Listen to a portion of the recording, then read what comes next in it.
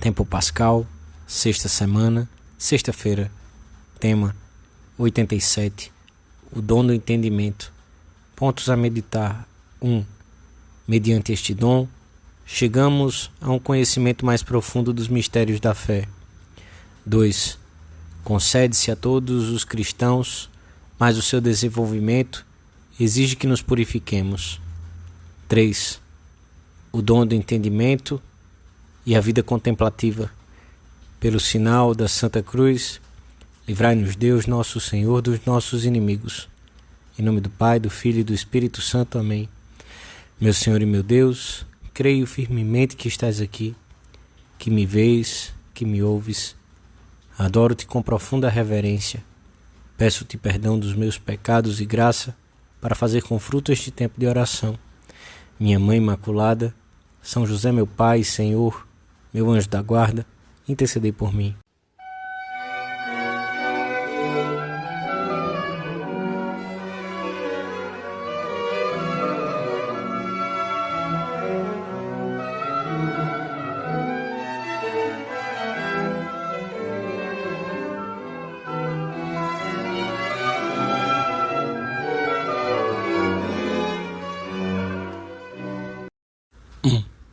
Cada página da Sagrada Escritura é uma manifestação da solicitude com que Deus se inclina para nós, a fim de nos guiar para a santidade. O Senhor mostra-se no Antigo Testamento como a verdadeira luz de Israel, sem a qual o povo se extravia e tropeça na escuridão. Os grandes personagens do Antigo Testamento dirigem-se constantemente a Javé, pedindo-lhe que os conduza nas horas difíceis. Dá-me a conhecer os teus caminhos. Pede a Moisés para guiar o povo até a terra da promissão. Sem o ensinamento divino, sente-se perdido. E o rei Davi suplica: ensina-me a observar a tua lei e a guardá-la de todo o coração. Jesus promete o Espírito da Verdade, que terá a missão de iluminar toda a igreja. Com o envio do Paráclito, completa a revelação e a culmina e confirma com o testemunho divino. Os próprios apóstolos compreenderão mais tarde o sentido das palavras do Senhor, que antes do Pentecostes se lhes apresentavam obscuras. Ele é a alma desta igreja, ensina Paulo VI. É ele quem explica aos fiéis o sentido profundo dos ensinamentos de Jesus e o seu mistério. O Paráclito conduz-nos das primeiras luzes da fé à inteligência mais profunda da revelação. Mediante o dom do entendimento, concede ao fiel cristão um conhecimento mais profundo dos mistérios revelados, iluminando-lhe a inteligência com uma luz poderosíssima. Conhecemos esses mistérios há muito tempo, ouvimos-los e até meditamos neles muitas vezes, mas num dado momento sacodem o nosso espírito de uma maneira nova, como se até então nunca tivéssemos compreendido a verdade. Sob este influxo, a alma adquire uma certeza muito maior das verdades sobrenaturais, que se lhe tornam mais claras, e experimenta uma alegria indescritível, que é a antecipação da visão beatífica. O dom do entendimento permite que a alma participe com facilidade desse olhar de Jesus que tudo penetra e que incita a reverenciar a grandeza de Deus, a dedicar-lhe um afeto filial, a ponderar adequadamente o valor das coisas criadas. Pouco a pouco, à medida que o amor vai crescendo na alma, a inteligência do homem resplandece mais e mais sob a própria luz de Deus. E dá-nos uma grande familiaridade com os mistérios divinos. Para chegarmos a este conhecimento, não nos bastam as luzes habituais da fé. Precisamos de uma especial efusão do Espírito Santo, que recebemos na medida em que correspondemos à graça, começando por purificar o coração. Neste dia do decenário do Espírito Santo, podemos examinar como são os nossos desejos de purificação, se nos levam especialmente a aproveitar muito bem as graças de cada confissão, a recorrer a ela com periodicidade, a pedir ajuda ao Paráclito para fomentar a contrição e um grande desejo de nos afastarmos de todo o pecado e das faltas deliberadas.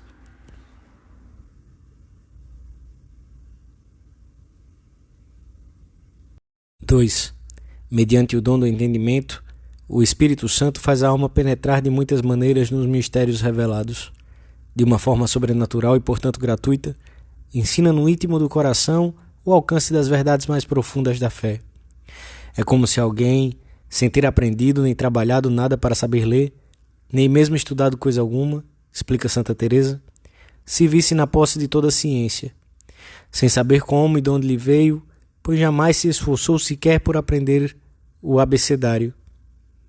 Esta última comparação parece-me explicar, em parte, este dom celestial, porque de um momento para o outro, a alma se vê tão instruída no mistério da Santíssima Trindade e em outras coisas muito subidas, que não há teólogo com quem não se atreva a discutir sobre a verdade dessas grandezas.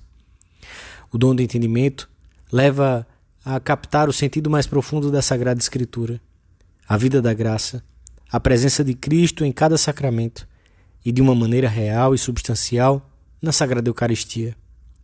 É um dom que confere como que um instinto divino para o que há de sobrenatural no mundo. Ante o olhar daquele que crê, iluminado pelo Espírito, surge um universo totalmente novo. Os mistérios da Santíssima Trindade, da encarnação, da redenção da Igreja, convertem-se em realidades extraordinariamente vivas e atuais, que orientam toda a vida do cristão e influem decisivamente no seu trabalho, na família, nos amigos. Chega-se a ver Deus no meio das tarefas habituais, nos acontecimentos agradáveis ou dolorosos da vida diária. O caminho para chegarmos à plenitude deste dom é a oração pessoal, em que contemplamos as verdades da fé, bem como a luta, alegre e amorosa, por manter-nos na presença de Deus ao longo do dia. Não se trata de uma ajuda sobrenatural extraordinária, reservada às pessoas muito excepcionais, mas de um dom que o Senhor concede a todos aqueles que queiram ser-lhes fiéis no lugar em que se encontram, santificando as suas alegrias e dores, o seu trabalho e o seu descanso.